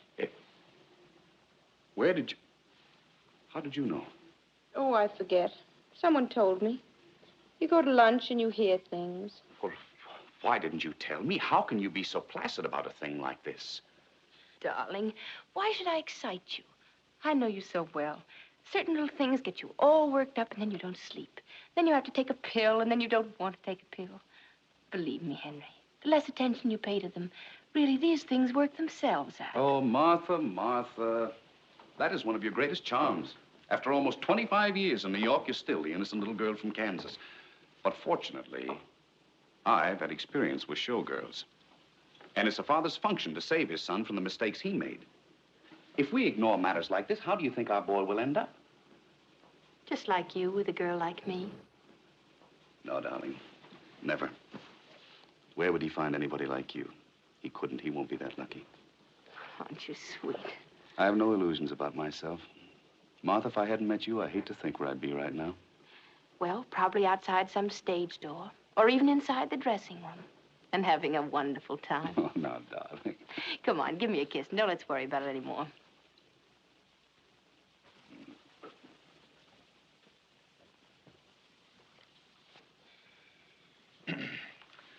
Martha, I just want to get your viewpoint. You think it would be a bad idea, just to be safe, if I looked up this girl and, And what? well, maybe just to avoid complications, ask her to leave the boy alone. And if necessary, buy her off? Now, Henry, don't even consider anything as foolish as that. All right, all right, all right. It's just a thought. If you want me to, I'll drop it. Good. How much did you pay the girl? What do you mean? Don't I know my Henry and his innocent eyes? I beg your pardon, sir, but you've told me to let you know when Mr. Jack arrived, sir. He's just come in, sir. Thank you. You see, he's home early for the first time in weeks, and I'll tell you why. He went to the theater as usual, and she gave him his walking papers. And the poor boy is probably all upset. I hope he is. And Martha, don't you baby him. Don't you spoil what I've done. Hello. Hello, Jack. Hello, Mother. Hello, Father. How are you, Jack? Fine. You, look a little depressed. Well, me? Well, I never felt better in all my life. Besides that, I could use $100. $100? What for? Well, I want to throw a little party tonight. Take someone out. Oh, I see. Tell me, whom are you going around with these days, Jack? Now, Martha, that's Jack's personal life, and we shouldn't pry into it. Here you are, Jack. There's your $100. Thanks, Father. Have a good time. Thanks. And I'm not interested in whom you're taking out. I'm sure she's all right. Anyway, it's none of our business whether you're taking out Mary Jones, Ellen Smith, Mitzi Glutz, or Peggy Nash. Peggy Nash? Father, what is this? Are you trailing me? Where'd you hear that name? I don't know. Martha, where did we hear that name? I don't know, and don't ask me. Well, one has friends, and, yes, and one goes to lunch. Tell me, isn't she a Follies girl famous for coming down a staircase? Well, now, look, we're all grown up, aren't we? Why, certainly. Well, I had a crush on her. And why not? Why shouldn't he? I don't know, and don't ask me. I understand she's a very attractive girl. Oh, she is. And I took her pretty seriously. Oh, you did, huh? Yes, very. And then after a little time... Yes? I got tired of her. Oh, well, you did, huh? So then I faced the problem of how to get rid of her. You know, things like that aren't easy. I should say not. Don't ask me. I didn't ask you. I merely made a statement. Go on, Jack. But after all, what could she do to me? I hadn't promised her anything. You hadn't? I should say not. I wasn't the first romance in her life. You know, I'm no baby. But nevertheless, you went there expecting a lot of trouble, didn't you? Yes. But to my surprise, she was so big about the whole thing and let me off so easily. Oh, she did, huh? Well, isn't that fortunate? Yes. You know, she was so wonderful about the whole thing that I almost fell in love with her again. Oh.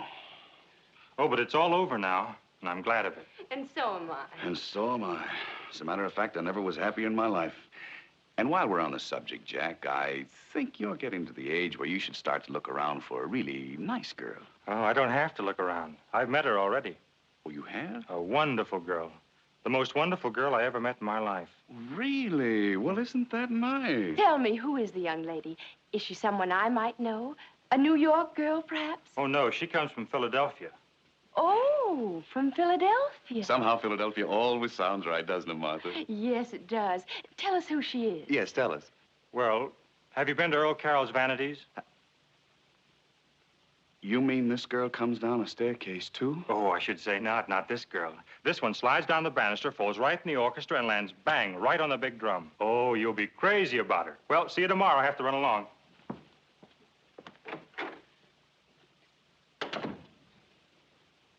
What's the matter with that boy? He's young, Henry. That's all. Come on, dear. It's time to go to bed.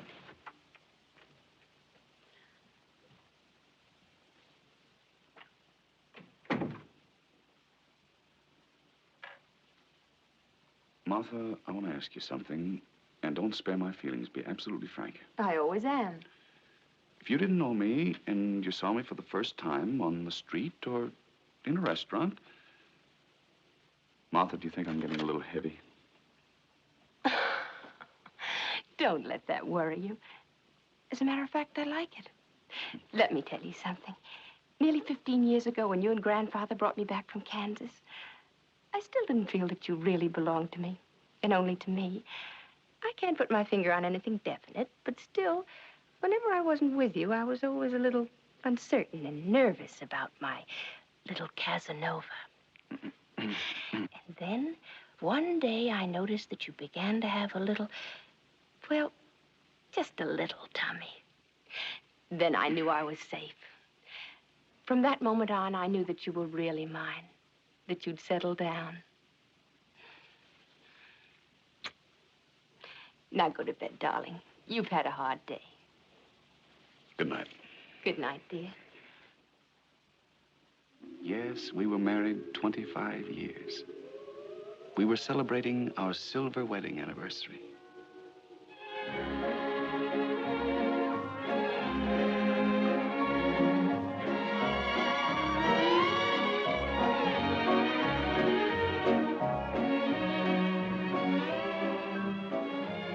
Have you seen Mrs. Van Cleve? No, sir. I've been in the kitchen. Jack, is your mother upstairs? No, I haven't seen her.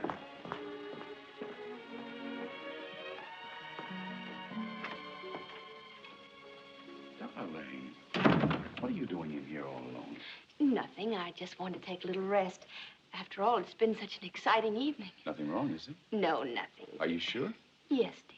You're feeling all right, aren't you? Of course, darling. I'm just... Just what? Well, to tell you the truth, I was being a little sentimental, so I came in here for a few minutes.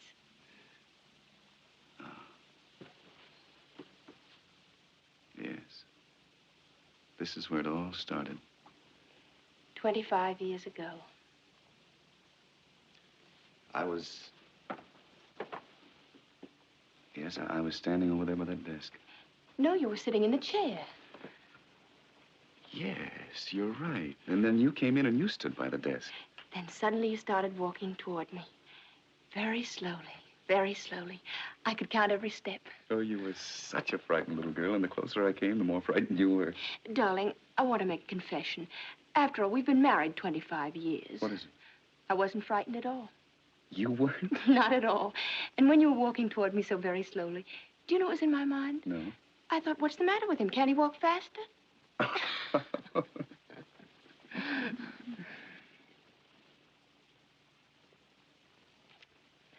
And then I ran out into the hall. But you came back? Only because I had to sneeze.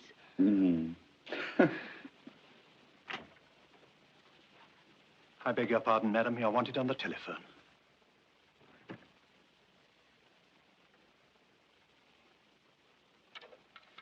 Hello? Yes, I called you. Well, it's really not important. Yes, everything is all right now. I'll call you soon. All right, tomorrow. Who was that? Oh, nothing special. Let's go back to our guest, shall we? Darling, who was that on the phone? I'll tell you all about it some other time. Why not now? Sweetheart, our guests will be wondering where we are. Now, Martha, who was that? All right, I'll tell you. It's another confession. My lover. I don't think that's funny at all. Are you jealous? Oh, don't be silly, Martha. But why can't you tell your husband whom you talked to over the telephone? Besides, I wouldn't have brought it up right now, but just the same, for the past several weeks you've been going out in the afternoons, and you've always managed to avoid telling me where you were. You are jealous. Henry, at last, after 25 years. Thank you, darling. Martha, whom did you talk to? Darling, don't be a baby. What dashing young cavalier would be pursuing me? Plenty. You're still very attractive, and you know it. Henry, I don't think you realize how sweet you're being at this moment. No husband could have said anything lovelier to his wife on their 25th anniversary. Imagine if 25 years ago I hadn't sneezed. I wouldn't be the happiest woman in the world right now. Are you? Yes, Henry.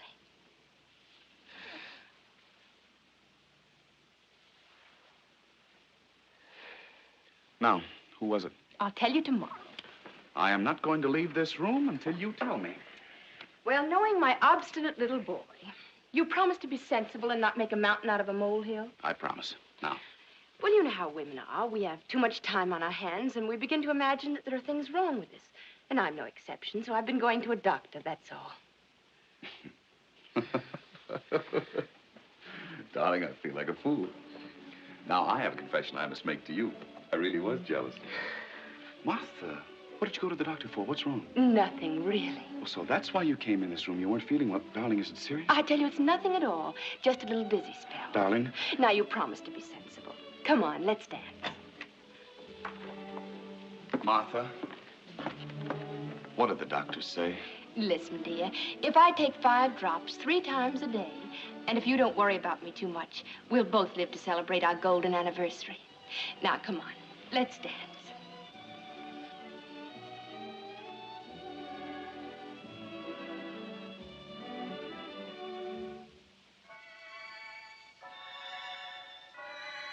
I didn't know it then, but this was our last anniversary. It was the last time we danced together. There were only a few more months left for Martha, and she made them the happiest of our lives together.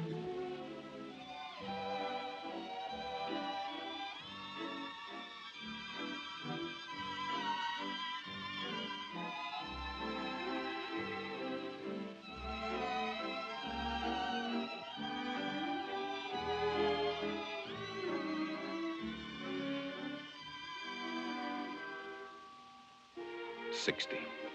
Yes, I was 60. Jack insisted on celebrating. And here are my relatives who came to make this birthday an occasion of riotous gaiety. Cousin William, 73. Aunt Minnie, who admitted to 81. The total age of this scintillating assemblage was over 1,400 years. I believe Jack gave this party on purpose, to remind me that I was contributing 60 years to that 1,400.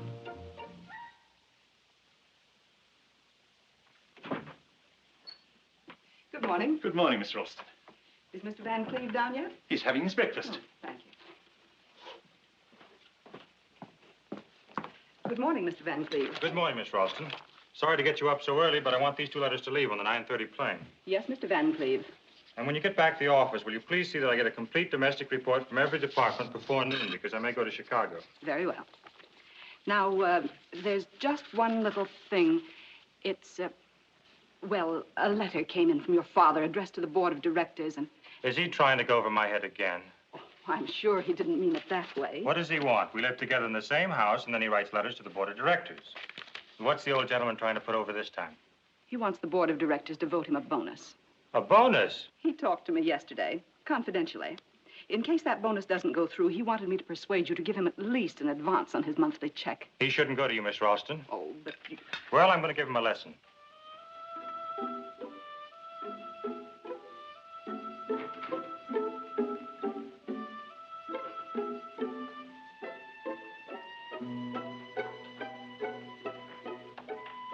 And Miss Ralston, if my father ever talks to you again, tell him that he ought to be ashamed of himself and that you are in no position to deliver any messages.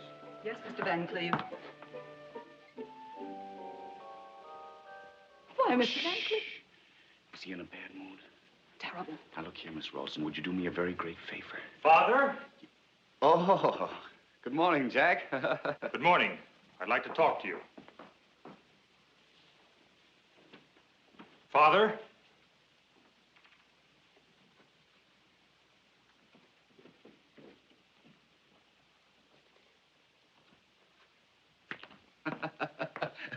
I heard a very funny story. You'll love it.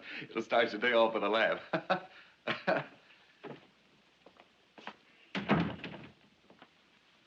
You ought to be ashamed of yourself. Coming home at all hours, making a wreck of yourself. How much longer do you think you can keep this up? Please, Jack, don't scold me. Someday you're going to collapse. Do I look that bad? You look like a ghost. I know you're right, Jack. I know I should change my way of living, but my boy, put yourself in my position. I'm lonesome. You're always away somewhere on business. And being alone in this big house night after night, you don't know what it's like. Neither do you, because you're never at home. But I can imagine what it's like. And, Jack, it's horrible. Now, my boy, I want to talk to you. I'm not fooling myself. I'm not getting any younger. I think the time has come for me to change my way of living. You know, Jack, when a man gets to be 60, the blood doesn't flow as fast anymore. Instead of a wild mountain stream, it becomes a quiet little brook. The other day, when I was sitting here all alone, you know what I felt like doing? What? I felt like I wanted to sit in a nice, comfortable chair and read and read and read. Well, why didn't you? You know, the library's full of books, and I'm sure you haven't read one of them. Jack, the eyes can't take it anymore. Why don't you go to an oculist? Yes, that might do. Yes, that might do. But, on the other hand, what do you think of the idea of having, well, some kind of reader? You know, someone with a pleasant voice, nice diction. I know just what you want. You mean one of those nice, quiet fellows from Yale or Harvard. Oh, they're easy to get. Now, who is she? Jack, you have the most suspicious mind. Come on. How old is she? Well, she's an unusually adult young woman. I met her at old Wilson Weatherby. She was his reader. The whole thing sounds a little fishy to me. Now, Jack, why do you want to deprive your old father of a little cultural pleasure? I can think of nothing more dignified and homelike than sitting in front of a fireplace and having someone read a fine book to me, something worthwhile. Something...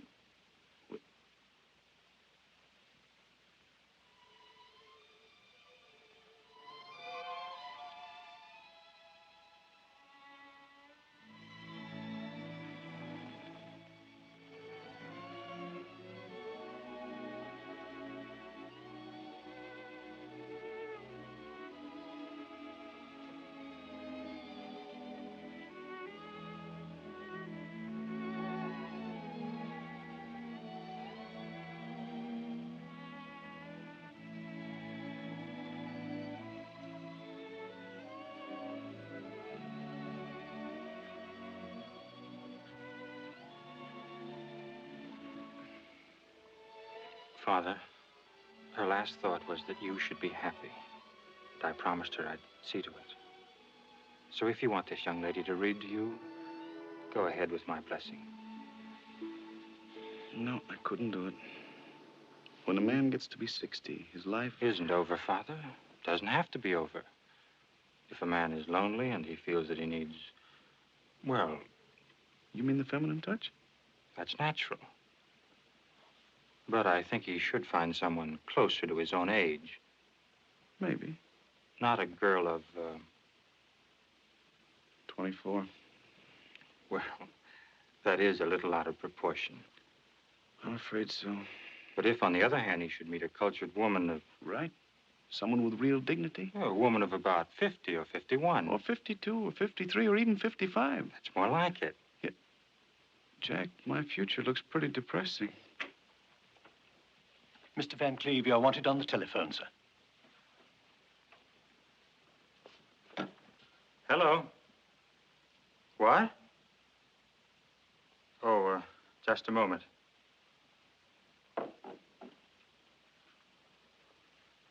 It's for you, Poochie.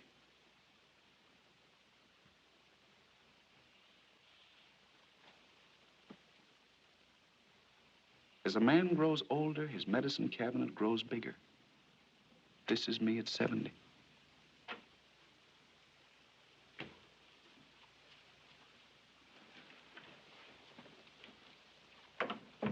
Now, really, there's nothing to worry about. But Mrs. Van Cleve, please... I know, but it was his 70th birthday yesterday, and I didn't have the heart to keep him from celebrating a little.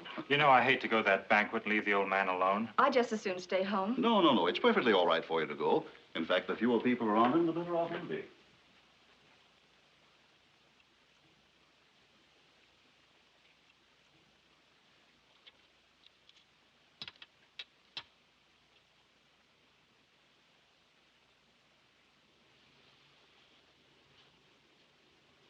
Now, Mr. Van Cleve, I'm sorry to wake you up, but it has to be done. Yeah, if I could just see the people say it.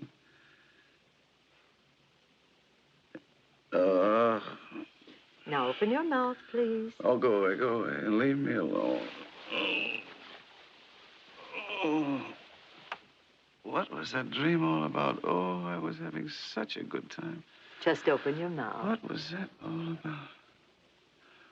Oh, yes.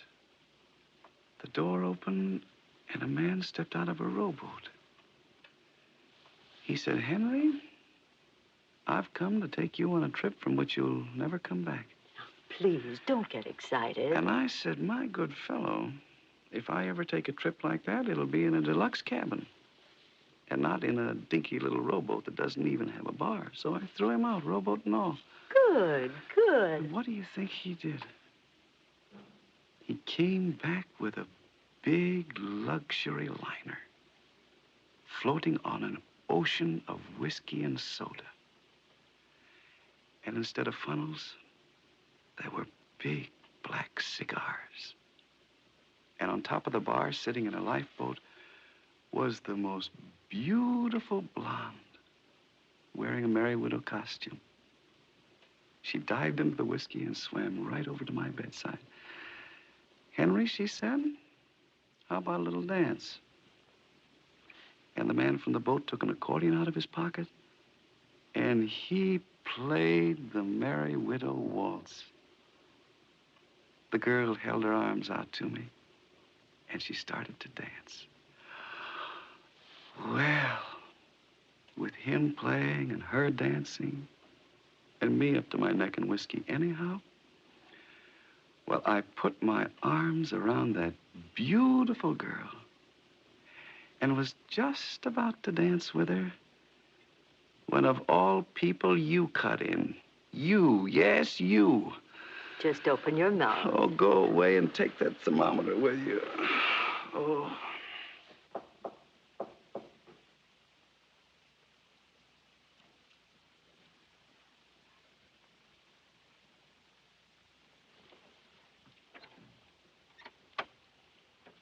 The night nurse has just arrived. All right.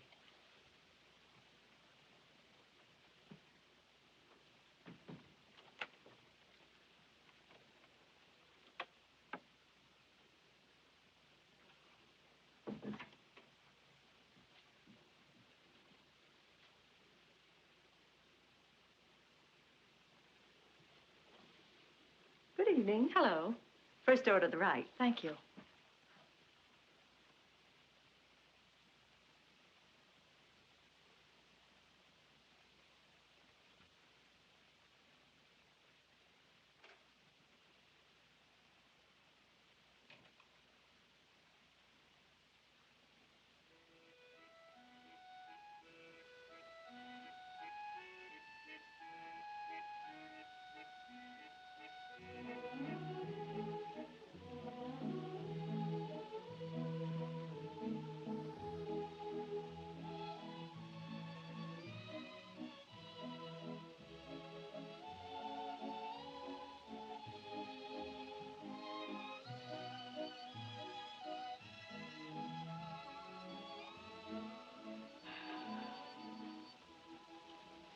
I'd fallen asleep, and suddenly I was awakened by a caressing touch on my forehead. I opened my eyes, and there she was, sitting right on the edge of the bed. Nellie Brown, registered nurse. Your Excellency, one look at her, and it didn't matter whether she was registered or not. Then she took out a thermometer, and she said, open your mouth. Who wouldn't for Nellie? And then she put the thermometer in, and my temperature went up to 110. Who could ask for a more beautiful death?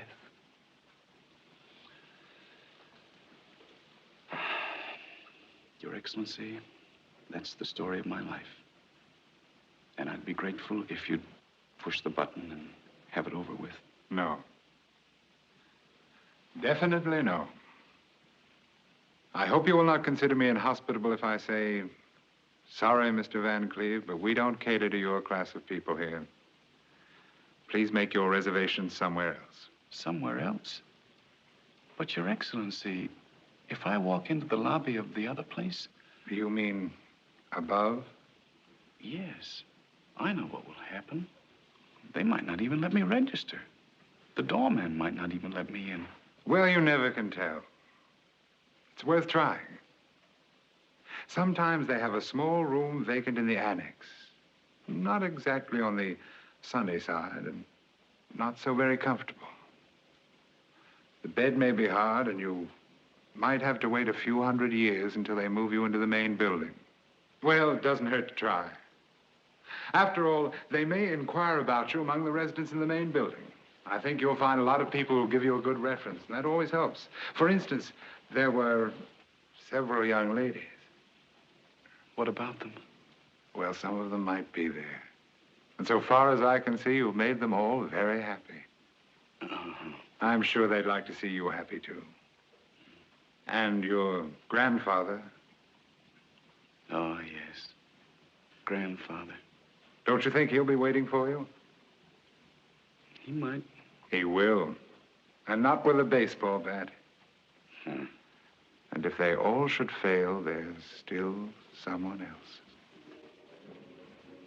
Yes. She's up there. And she will plead for you. Do you think so? You know she will. Yes, Mr. Van Cleve. I would say you have a chance. A very good chance. Anyway, it's worth trying.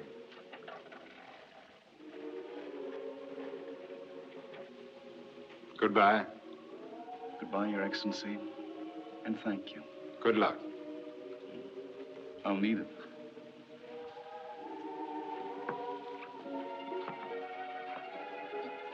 Down? No. Up.